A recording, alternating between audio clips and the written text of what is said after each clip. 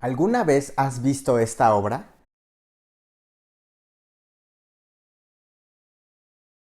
¿No? ¿Y qué tal esta?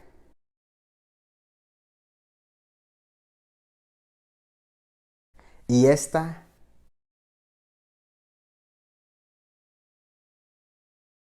¿Y qué tal esta otra?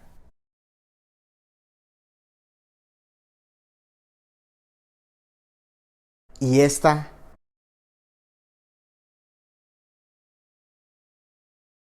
¿Y esta todavía más antigua?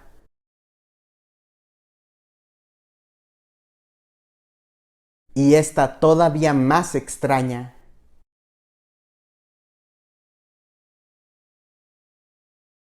En fin, te puedo mostrar una cantidad enorme de obras similares, sin importar el material con el que están hechas.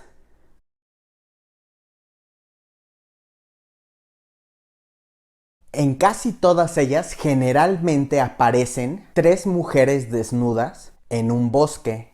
Las obras son nombradas comúnmente como las tres gracias o las tres damas. Todas estas obras fueron realizadas en fechas distintas, incluso con cientos de años de diferencia, y todas ellas de autores distintos. Antes de entrar al fondo del tema, vamos a clasificar las obras. Conforme al artículo 2, fracción primera del Convenio de Berna, estas obras son literarias y artísticas, al ser pinturas, dibujos y esculturas, aunque también las podemos encontrar en fotografías y grabados. Por lo tanto, pueden ser objeto de protección de derechos de autor.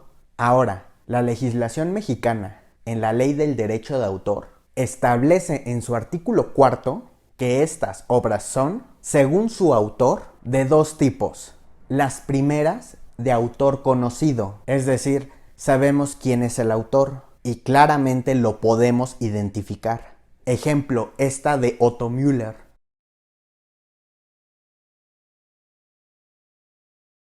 Pero también tenemos que algunas de estas obras son anónimas, es decir, desconocemos el autor y por lo tanto no podemos identificarlo. Ejemplo, este mosaico de la Villa Romana de Fuente Álamo en Córdoba.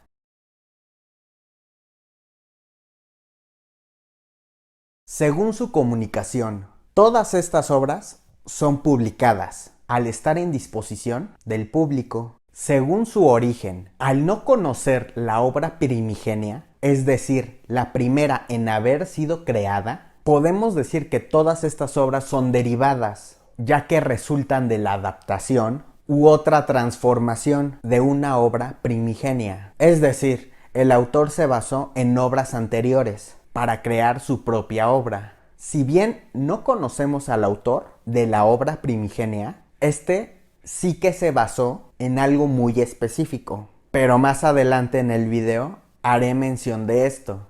Según los creadores que intervienen, aquí sí depende mucho de la obra, ya que pudieron ser creadas por varias personas. Digo puede porque de algunas no conocemos su o sus autores. Ahora una pregunta. ¿Cuál de estas es la original? Y si te dijera que todas estas son originales, para entender esto debemos analizar el concepto de originalidad desde una perspectiva doctrinal. En el derecho continental se tienen dos grandes doctrinas, la originalidad objetiva y la originalidad subjetiva. Originalidad objetiva.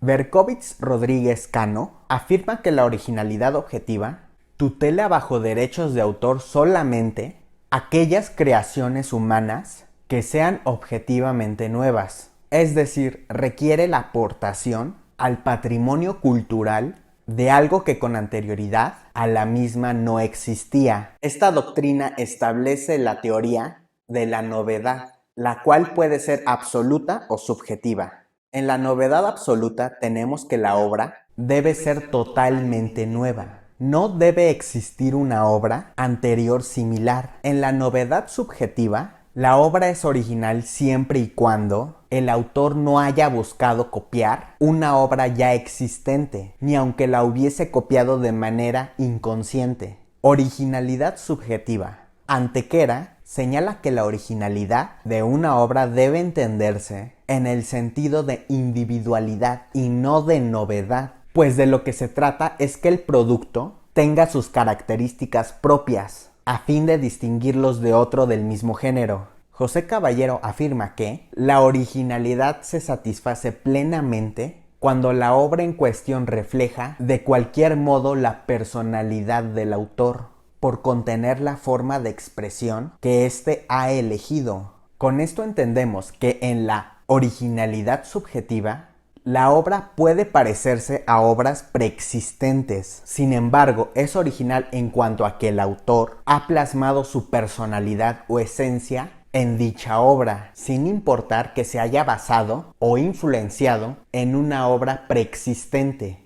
Ahora que entendemos lo que es la originalidad, debo decirles que no se sabe con exactitud cuál es la obra primigenia en la que los autores se basaron, ya que esta idea ha sido retratada muchísimas veces. Incluso podría ser encontrada una obra mañana que es anterior a todas las que hemos visto. Pero lo que sí se sabe es que estas obras derivan de la mitología griega. ¿Por qué? Bueno, porque las tres mujeres que aparecen en estas obras son llamadas las Cárites, en Teogonía de Hesíodo. En el verso de los hijos de Zeus se nos menciona su origen. Las tres Cárites o Gracias son Aglaya, Eufrosine y Talía. Estas son dioses hijas de Eurínome y Zeus, como se menciona en Teogonía, aunque otros autores como Antímaco afirman que eran hijas de Aigle. Tanto Teogonía como los poemas de Antímaco son obras de dominio público.